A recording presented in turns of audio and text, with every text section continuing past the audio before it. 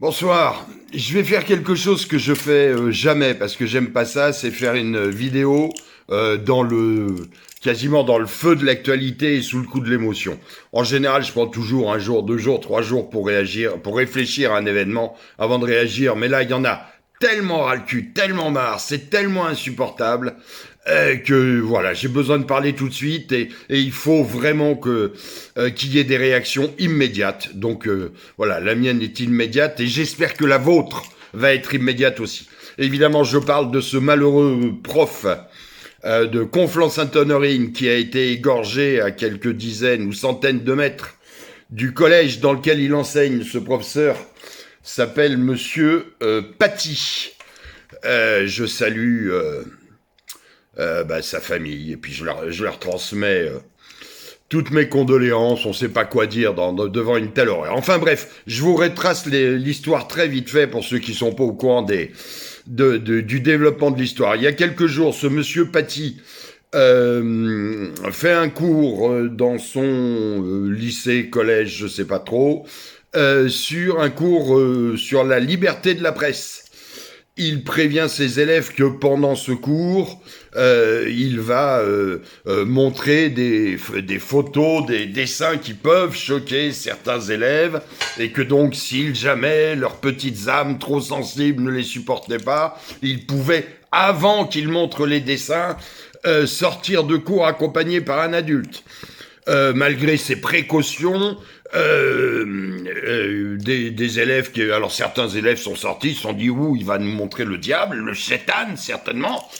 Certains sont restés, et puis il a, normal, sur un cours de la liberté de la presse, il a bêtement évoqué le cas de Charlie Hebdo. Donc il a montré une ou des caricatures de Charlie Hebdo. Évidemment, il y a une gamine musulmane qui voit ça, qui rentre chez elle, qui chouigne auprès de papa. Papa qui fait une vidéo dans son bon rôle de père de famille, un peu caché quand même, où il raconte qu'on a montré des photos d'hommes nus,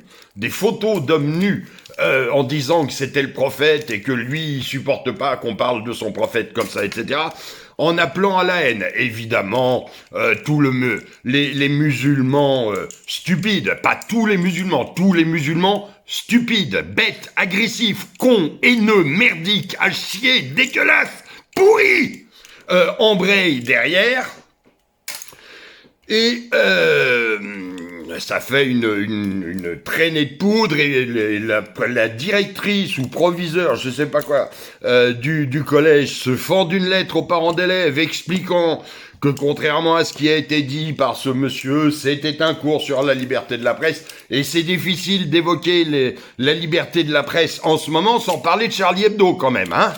Bref. L'affaire prend sa petite ampleur internet. Le papa de la jeune fille peut être content, n'est-ce pas? Il a fait un beau buzz qui se termine par une décapitation. Bravo, cher monsieur, cher bon père de famille, dont le petit cœur de la fille a été brisé, espèce d'enfoiré que tu es.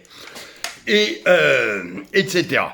On en arrive, bien entendu, à ce dont vous avez tous entendu parler, la décapitation en pleine rue de ce professeur d'histoire à quelques mètres de son lycée. Alors, dans le même temps, parce qu'il faut remettre les choses dans leur contexte, on va pas remonter à l'affaire Mila, qui a été menacée de mort et tout, par des milliers, des centaines de milliers de bâtards. Dans le même temps, le délicieux Idriss Simaedi, patron de Barak City, qui est une organisation de bienfaisance, c'est de la bienfaisance islamiste, qui soutient néanmoins Akmi, Daesh, etc. Idriss Simaedi, c'est ce barbu à calotte qui avait refusé de serrer la main d'une journaliste à la télévision une fois, qui, je crois même, il refusait même de les regarder en face, parce que les yeux de la femme sont sales. Ce gars fait depuis des mois des tweets haineux en permanence contre Zineb El Razaoui. Du coup, il y a eu plainte de Zineb. Du coup, il y a eu enquête parce qu'il fait de la diffamation, etc. Il s'est donc pris une perquise chez lui. Et puis dans les bureaux de son organisation non gouvernementale, non lucrative à but humanitaire, Barak City, et il s'est retrouvé 48 heures en garde à vue, ou peut-être même pas 48 heures. Ce matin, hein, il poste un tweet, je vous lis le tweet. « Gloire à Allah le puissant, qui uniquement par sa permission m'a permis d'être libre. » Je savais pas qu'Allah était juge d'instruction, hein. Franchement, il aurait pu faire une meilleure carrière, Allah, hein. Bref. Cette déclaration de guerre de Darmanin aux musulmans ouvrira le début d'un chapitre historique pour la France, Wallah. Et tiens, il l'a pas fait, mais je pense qu'il le faisait dans sa tête, hein, on lève le doigt vers le ciel. Voilà. Donc ce matin, cette espèce d'enfoiré menace la France. Hein, c'est clairement des propos menaçants. Hein. Mon arrestation va ouvrir... c'est une déclaration de guerre et ça va ouvrir le début d'un chapitre historique. Et bien le chapitre, il a été ouvert ou continué ce soir avec l'assassinat de ce pauvre prof. Alors, les Français, il y a un moment où il va falloir arrêter la bien-pensance, l'amour, le vivre-ensemblisme, etc. Je vous rappelle que nous sommes dans un pays où depuis 10 ou 15 ans, au nom de l'islam, on tue des journalistes. Au nom de l'islam, on tue des dessinateurs. Au nom de l'islam, on tue des prêtres. Au nom de l'islam, on tue des juifs. Au nom de l'islam, on tue des amateurs de rock. Au nom de l'islam, on écrase des amateurs de feux d'artifice. Au nom de l'islam, on assassine des militaires en patrouille dans les rues. En France, hein, je parle pas au combat. Au nom de l'islam, on assassine des promeneurs sur un marché de Noël. Au nom de l'islam, on assassine des étudiantes à la sortie d'une gare. Au nom de l'islam, on tue et on tue. Alors le nom de l'islam, j'en ai jusque-là. J'en ai absolument jusque-là. Il n'est plus question que j'entende parler de ce foutu nom de l'islam tant que les musulmans n'auront pas clairement dit que ils ne souscrivent pas à ça. Je ne suis pas un docteur de la religion, je ne suis pas un théologien musulman. Je ne peux pas dire qui est un bon musulman ou un mauvais musulman, et en plus je m'en bats les couilles. La seule chose qui compte pour moi, le seul bon musulman pour moi est celui qui aujourd'hui se lève et dit stop à ces atrocités.